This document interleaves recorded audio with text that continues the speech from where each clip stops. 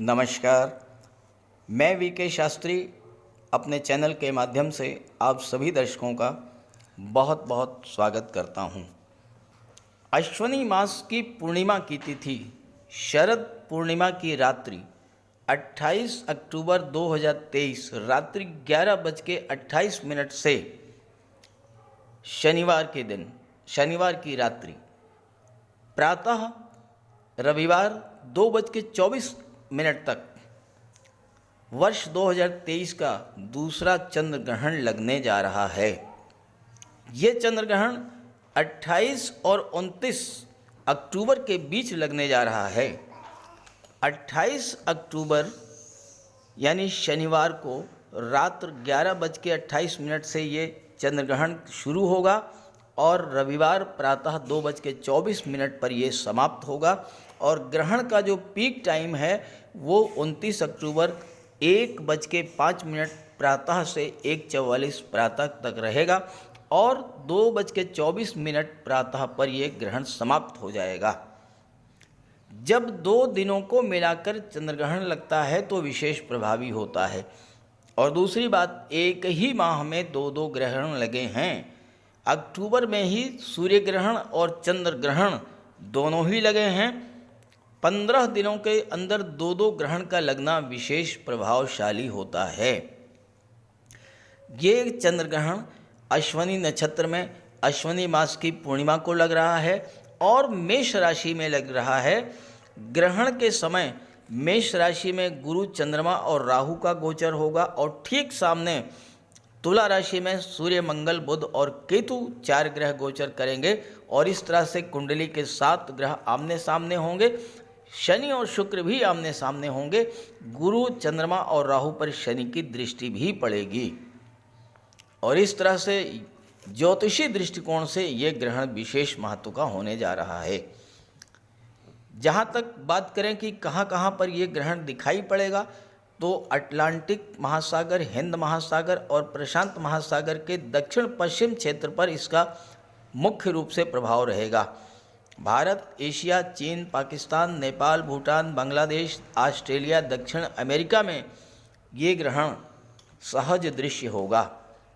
इस ग्रहण के अगले 3 सप्ताह विशेष महत्वपूर्ण रहेंगे और इन 3 सप्ताह के अंदर अगर कोई घटनाक्रम शुरू होता है तो वो लंबे समय तक चलेगा, समय के साथ बढ़ेगा। शास्त्रों में कहा गया है कि अश्वनी मास में चंद्र ग्रहण का पड़ना प्राकृतिक प्रकोप दर्शाता है। चक्रवाती तूफान, भूकंप जैसी घटनाएं बढ़ेंगी। सूतक काल 9 घंटे पहले शुरू होगा। चूँकि भारत में दिखाई पड़ेगा इसलिए सूतक काल मान्य होगा। तो पहले बात करेंगे उन 8 भाग्यशाली राशियों के बारे में जिनको इस ग्रहण के बाद आने वाले 3 सप्ताह में विशेष लाभ होने वाला है और मीन राशि उनमें से एक है। और इसके बाद बात करेंगे सूतक काल और ग्रहण के दौरान रखी जाने वाली सावधानियों के बारे में, गर्भवती महिलाओं के लिए विशेष सावधानियों के बारे में। ये विश्लेषण आपकी चंद्र राशि के आधार पर किया जा रहा है, यानी चंद्रमा आपकी जन्म कुंडली में जिस राशि में गोचर कर रहे हैं वही आपकी चंद्र राशि होगी और उसी के आधार पर आपको इस वीडियो को समझना है। तो ये है मीन राशि के जातकों की कुंडली। 28 अक्टूबर रात्रि 11:28 पर जब चंद्र ग्रहण लगेगा तो चंद्रमा का गोचर आपकी कुंडली के धन भाव में राहु के साथ होगा और देवगुरु भी धन भाव में ही गोचर कर रहे होंगे।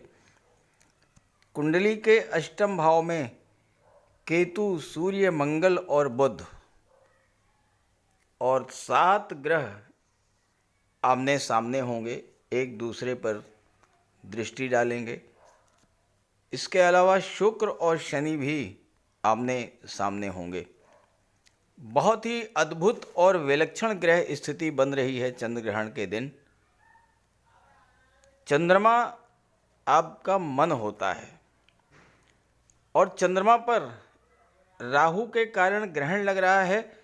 चंद्रमा पर केतु की, मंगल की दृष्टि पड़ रही है, बुध की दृष्टि पड़ रही है, शनि की तीसरी दृष्टि पड़ रही है। चार चार पाप ग्रहों की दृष्टि चंद्रमा पर पड़ेगी। केतु, शनि, मंगल और राहु चंद्रमा के साथ होंगे। तो इस समय आपको बहुत ही ज़्यादा सावधान रहने की आवश्यकता होगी, क्योंकि चंद्रमा की दृष्टि अष्टम भाव पर पड़ेगी। चंद्रमा पीड़ित होंगे। अष्टम भाव भी पीड़ाओं का है, कष्टों का है, आकस्मिक घटनाओं का है। तो विशेष ध्यान रखें वाहन चलाते समय, और मन आपका अशांत रहेगा। दूसरा भाव वाणी का होता है, परिवार का होता है। वाणी पर विशेष नियंत्रण रखिएगा। बिला वजह का तनाव पैदा हो सकता है, कलह की स्थिति बन सकती है परिवार के भीतर।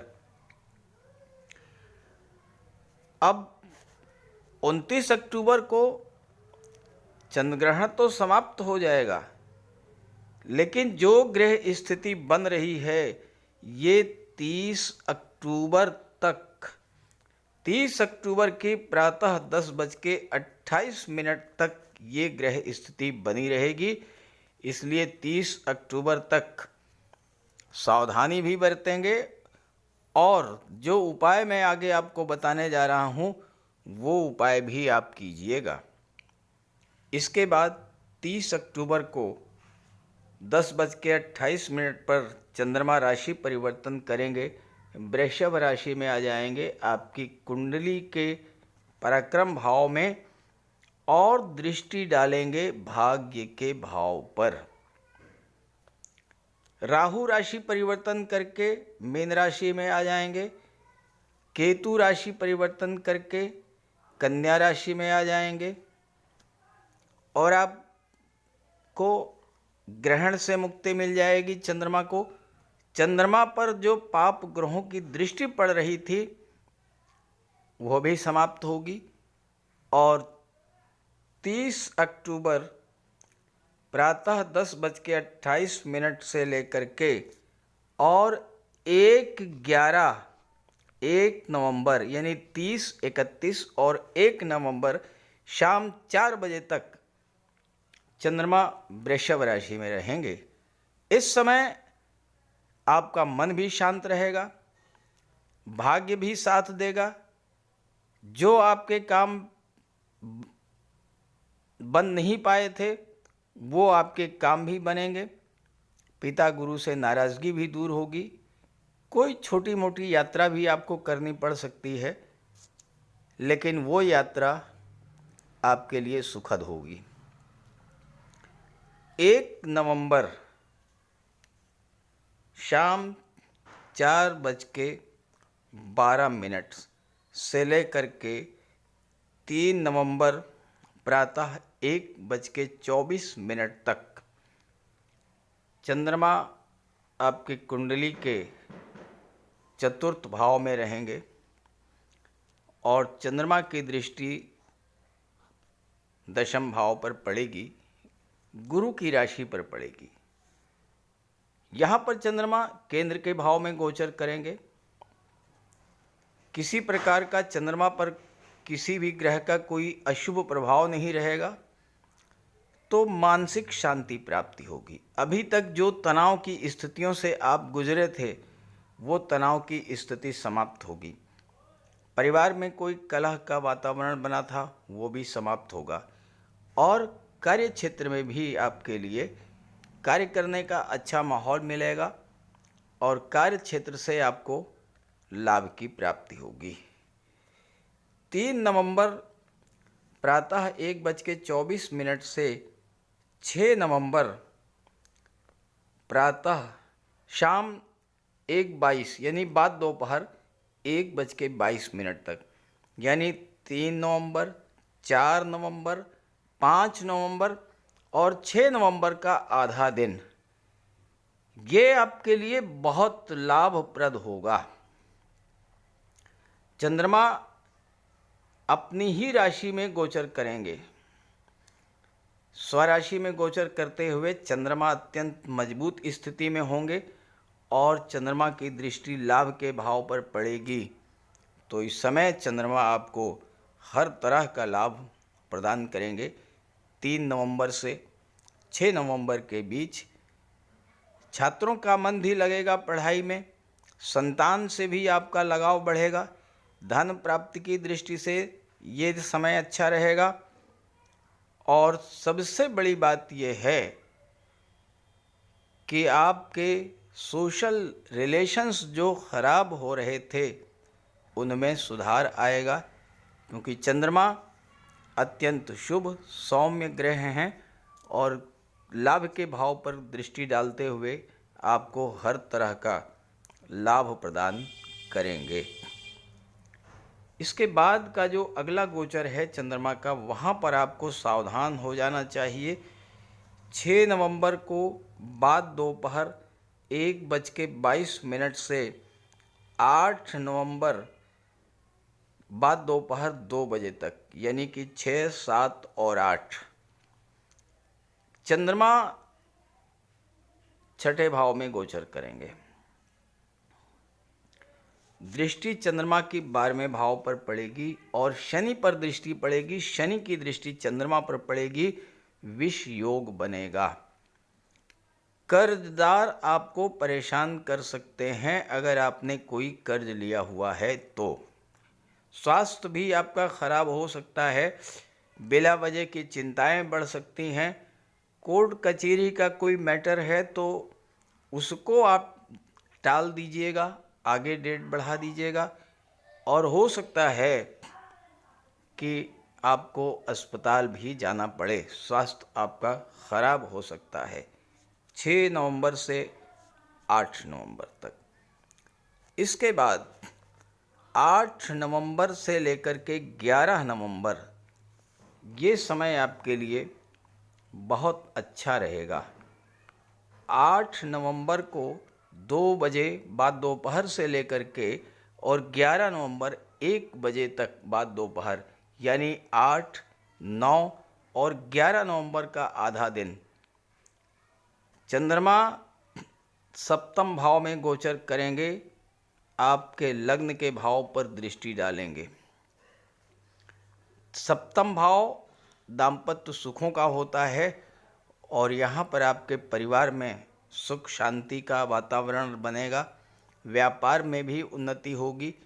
कोई धार्मिक मांगलिक आयोजन हो सकता है, विवाह के रिश्ते आ सकते हैं या विवाह का रिश्ता फाइनलाइज भी हो सकता है। पार्टनरशिप में आप कोई व्यापार व्यवसाय भी शुरू कर सकते हैं। इसके बाद जो अगली डेट है, यहाँ पर आपको फिर सावधान होना पड़ेगा। 11 नवंबर से लेकर के 13 नवंबर, 11 नवंबर बाद दोपहर 1 बजे से लेकर के 13 नवंबर रात्रि 9:18 तक, यानी 11, 12 और 13 नवंबर चंद्रमा का गोचर कुंडली के अष्टम भाव में होगा। अब यहाँ पर अष्टम भाव में चंद्रमा होंगे और देवगुरु की दृष्टि चंद्रमा पर पड़ेगी।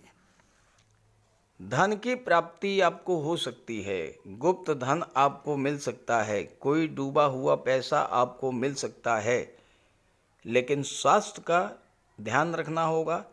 वाहन चलाते समय विशेष सावधानी भी आपको बरतनी होगी। 13 नवंबर से लेकर के और 15 नवंबर का जो समय है ये आपके लिए बहुत बहुत ही अच्छा रहेगा। 13 से 15 नवंबर, देखिए day to day up downs तो होते रहेंगे लाइफ में, ये जीवन का चक्र है। परेशानियां आती हैं, दूर होती हैं। चंद्रमा भाग्य भाव में गोचर करेंगे 13 नवंबर रात्रि 9:18 से 15 नवंबर प्रातः 3 बजे तक, यानी कि 14 और 15, 13, 14 की डेट्स जो हैं ये बहुत ही महत्वपूर्ण हैं। भाग्य का आपको पूरा साथ मिलेगा। साथ ही साथ आप कहीं तीर्थ यात्रा पर जा सकते हैं। गुरु की आशीर्वाद आपको मिलेगा। घर में कोई धार्मिक या मांगलिक आयोजन भी हो सकता है, और अगर कोई नया कार्य आप शुरू करते हैं तो उस कार्य में आपको विशेष सफलता का योग बनेगा। 15 नवंबर प्रातः 3 बजे से लेकर के 18 नवंबर प्रातः 7 बजे, 15, 16 और 17 इन 3 डेट्स में आप अपने करियर को लेकर के, अपने जॉब को लेकर के, अपने प्रोफेशन को लेकर के जो भी फैसला लेंगे पूरी सफलता मिलेगी, क्योंकि देवगुरु बृहस्पति की दृष्टि, नवम दृष्टि चंद्रमा पर पड़ेगी। गज केसरी राजयोग बनेगा, प्रबल गज केसरी राजयोग बनेगा आपकी कुंडली के दशम भाव में 15 तारीख से 18 तारीख तक। तो ये समय आपके करियर ग्रोथ के लिए अच्छा रहेगा, नौकरी के लिए अच्छा रहेगा, व्यापार व्यवसाय के लिए अच्छा रहेगा, और आपको अपने कार्य क्षेत्र से धन की भी प्राप्ति होगी। तो इस तरह से जैसा मैंने बताया कि 3 सप्ताह का जो गोचर काल चंद्रमा का होगा उसमें आपको विशेष सावधानी भी बरतनी पड़ेगी और लाभ भी मिलेगा। तो चंद्रमा का आप उपाय करते रहिएगा। और बात कर लेते हैं चंद्र ग्रहण के समय क्या आपको उपाय करना है, क्या सावधानियां बरतनी है, और 30 अक्टूबर प्रातः 10:28 तक क्या क्या विशेष सावधानियां आपको बरतनी है, इसकी चर्चा करते हैं।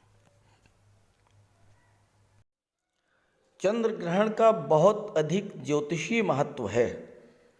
चंद्रमा हमारा मन है और हमारे मन पर चंद्रमा का नियंत्रण होता है। चंद्रमा मन, मस्तिष्क, सोच, विचारधारा, संवेदना और कल्पना शक्ति का कारक है। मन के हारे हार है, मन के जीते जीत। और यही चंद्रमा जब पीड़ित होता है तो हमारा मन, मस्तिष्क और हमारी सोच भी प्रभावित होती है। तो चंद्र ग्रहण के दौरान और सूतक काल के दौरान पहली बात आपको ये ध्यान में रखना है कि कोई भी शुभ कार्य नहीं करना है। दूसरी बात, सूतक के दौरान सोना नहीं है, जागते रहना है। मंत्रों का जाप करें, भगवान भोले शंकर के मंत्रों का जाप, ओम नमः शिवाय या महामृत्युंजय मंत्र का जाप करें। भोजन नहीं बनाना है, और अगर बनाएं तो तुलसी पत्र डाल करके रखें। ग्रहण समाप्त होने के बाद स्नान करें। घर और पूजा स्थल पर गंगा जल का छिड़काव करके घर को शुद्ध करें। सूतक काल में घर में अगर मंदिर है तो उसके कपाट बंद कर दें, नहीं है तो देवी देवताओं की मूर्ति का स्पर्श ना करें। ग्रहण के दौरान नकारात्मक विचारों को मन में आने ना दें, और ग्रहण के दौरान अपने पास तुलसी के पत्ते रखें। घर के बाहर नहीं निकलना है। किसी जरूरी काम के लिए अगर घर के बाहर निकलना ही पड़े तो तुलसी के पत्ते अपनी जेब में रख करके निकलें। ग्रहण के पश्चात स्नान करके भोजन करें। और जहाँ तक गर्भवती माताओं की बात है तो गर्भवती माताओं को शिशु के लिए भोजन तो करना होगा, तो तुलसी का पत्ता भोजन में पहले से ही डाल करके रखें, तब उस भोजन को ग्रहण कर सकती हैं। ध्यान रखें कि सूतक काल लगने से पहले ही तुलसी का पत्ता आपको तोड़ करके रख लेना है और भगवान शिव के मंत्रों का जाप करते रहना है। इससे गर्भस्थ शिशु पर कोई दुष्प्रभाव नहीं पड़ेगा। कोई भी तेज धार या नुकीली वस्तुएं अपने पास ना तो रखें और ना ही कोई प्रयोग करें। जैसे कैंची है, चाकू है, सुई है, आलपीन है, इन चीज़ों के प्रयोग से बचें। और बाल या नाखून नहीं काटना है। घर के बाहर ना निकलें। ग्रहण के दौरान ग्रहण को देखने से बचें। कोशिश ये करें कि ग्रहण के दौरान भोजन ना पकाएं और ना ही भोजन ग्रहण करें, लेकिन अगर करना ही पड़े तो तुलसी पत्र का प्रयोग करके करें। और विशेष अवस्था में अगर घर के बाहर जाना पड़े तो तुलसी का पत्ता साथ में रखें। घर में मंदिर हो तो उसके कपाट को बंद कर दें। ग्रहण के समाप्त होने के बाद स्नान करें और भोजन ग्रहण करें। स्नान करने के बाद ज्योतिष शास्त्र में दान का बहुत महत्व बताया गया है इस अवसर पर। तो आप धन धान्य, चावल, चीनी, सफ़ेद मिठाई, सफ़ेद वस्त्र, इन सब चीज़ों का दान करें। शिव मंदिर में जाकर के सफ़ेद पुष्प अर्पित करें। और संतान की सुरक्षा के लिए दूध, खिलौने, वस्त्र, ये सब आप दान कर सकते हैं। और ये सब दान करने के बाद फिर भोजन ग्रहण करें। तो ये तो रहा चंद्र ग्रहण पर उपाय और गर्भवती माताओं के लिए विशेष उपाय। अब बात कर लेते हैं इस चंद्र ग्रहण का किन किन राशियों पर विशेष प्रभाव पड़ेगा।